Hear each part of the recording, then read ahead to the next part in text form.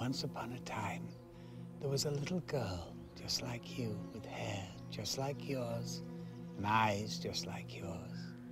And she followed a cloud and learned how to fly. And after a while, since no one had seen her, well, everyone thought that the girl was dead. So they had a funeral. And the girl watched her own funeral from way, way up there in the sky. And she saw that no one was crying. And then she knew her mommy and daddy didn't really love her. So she stayed up in the sky and never came down again. Is that the end?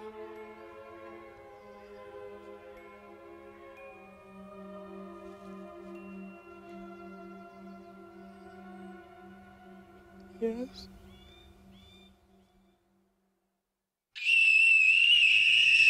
Mrparka here to do another review for TLA.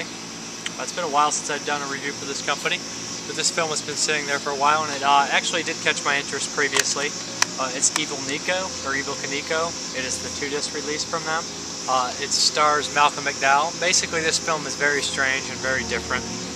It was based off the novel The Communist Who Ate Children, which was kind of a fictional slash biographical account of the killer Andrei Chikatilo. It's hard to pronounce his name. He's Russian. It's a very complex name. But he basically ate and killed 55 children, raped, killed 55 children and women in Russia over a period from 1978 to late 1980s is when he was caught. And they say, like, rumor is he had like ties to KBG so he could, you know, kind of slip out and not get caught. He's a very strange character, very bizarre. Pinter is famous for the weird smile and the stare he had in court and everything like that. Basically, this is kind of a take on that killer, but also it's its own story. So it kind of is not exactly the correct portrayal, but it's a little different. Malcolm McDowell plays this pedophile serial killer who was a school teacher, just like the real killer. And he takes it and makes it his own. He makes a very unique portrayal of a serial killer, which I've not seen done. And I think that some of his facial expressions are very unique and very creepy, and he does a very good job. He has his own walk and his own mannerisms and stuff. Some are based off the killer, some are his own, and that shows. And it's very well done, very well acted on his part. But this film is nearly 2 hours long, and it follows the exploits of him killing several children. Most of the deaths are off screen. Some of them is very disturbing. Some of the things he says is very disgusting. He's very bizarre. The weirdest thing about this movie is, to me, that they kind of take his serial killing spree starts with the fall of communism in the late 80s, and that's basically what really sets him off. It's kind of the fall of society and this killing spree. The fall of his society. He was raised a communist. He's a hardcore communist. The fall of communism and the decline of its sanity, and the more he kills. They're trying to make a statement that this could possibly be due to society, why he's like this, and the communism and everything like that. You see, don't call me comrade. Why don't you want me to call you comrade? Occupation? I asked you why you didn't want me to call you comrade. I'm asking the questions here. Don't you realize? Without communism, you wouldn't even exist! I asked you for your occupation.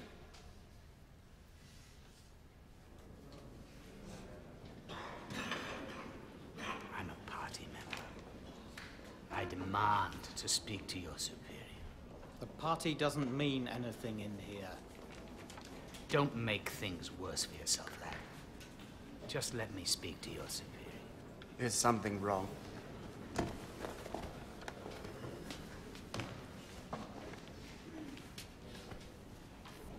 I didn't realize it's become a crime to be a communist. It hasn't. I happen to be a communist too. So shall we continue the questioning now, comrade? That's why I'm here. Occupation.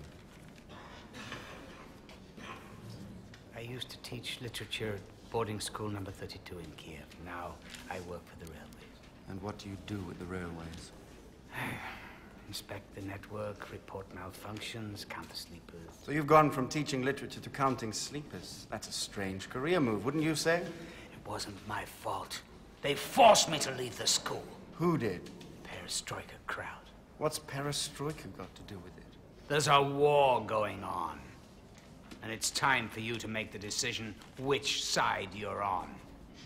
It says here that your father, Roman Evilenko, died in hard labor.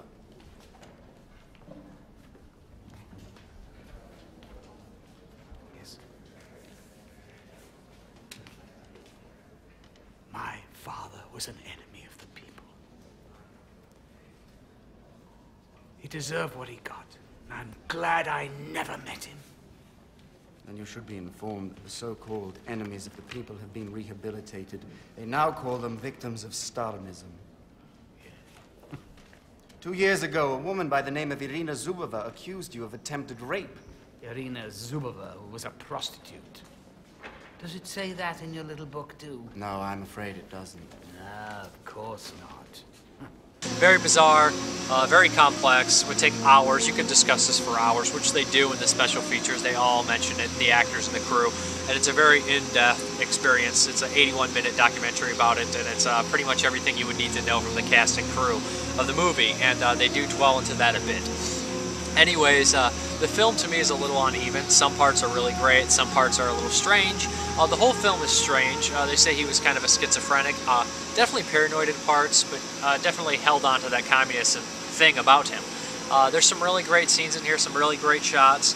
All in all, this is a film that I think everyone would have to see to judge for themselves. One of the most horrendous scenes to me is a scene on a train where Malcolm McDowell kills this little schoolboy in the bathroom, which is really disturbing. And the way he gets these kids to come with him and to convince people is very bizarre, because he was a school teacher, so he knows children very well, which is very sick.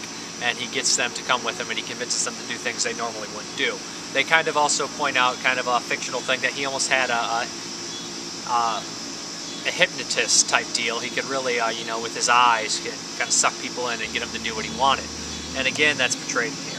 Also on the special features of the second disc comes a 18-minute or 27-minute look into the real killer, which I would recommend viewing for sure. And it also mixes in a lot of the 81 minutes of making of feature with cast and crew. So that's probably the best bet if you don't want to watch the 81-minute feature. I would watch the 27-minute feature for sure. And the film itself is worth a look. I know not everyone will like it. I am still on the fence about it. I like a lot about it. I like Malcolm McDowell's performance. Some of the things are very bizarre, and some of the things I can't swallow, but then again, it is a film.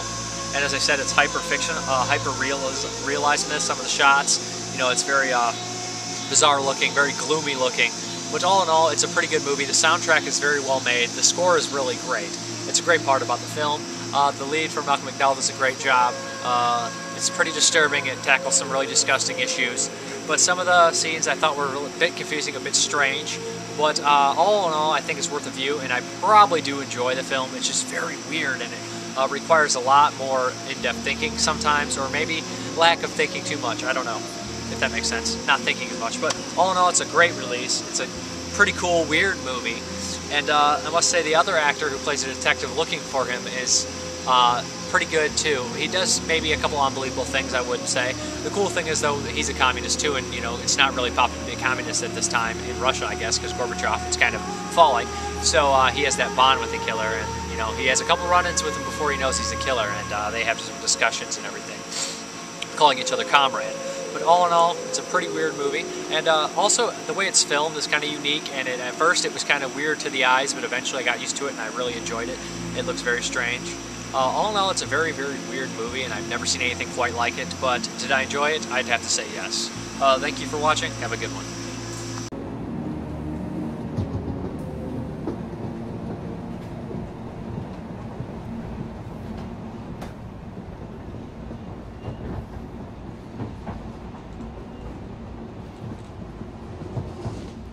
What's your name?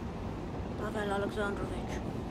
I bet you skipped off school today, didn't you, Pavel Alexandrovich? I got special permission. If you got special permission, why have you got your school books with you? Oh, relax, Pavel. Needn't be afraid of me. I'm not going to tell on you. Just wondering, though, what you're going to do when the conductor comes by. Well, that's not going to do you much good. Don't you know that he's got a list of all the boys missing from school? Sit down. It's all right. You want to get off the train? The next station is in half an hour. Well, there's an answer for everything. I tell you what. You go to the toilet and wait. Lock the door. As soon as the conductor has come through the carriage, I'll come and give you the all clear. And I'll knock 3 times.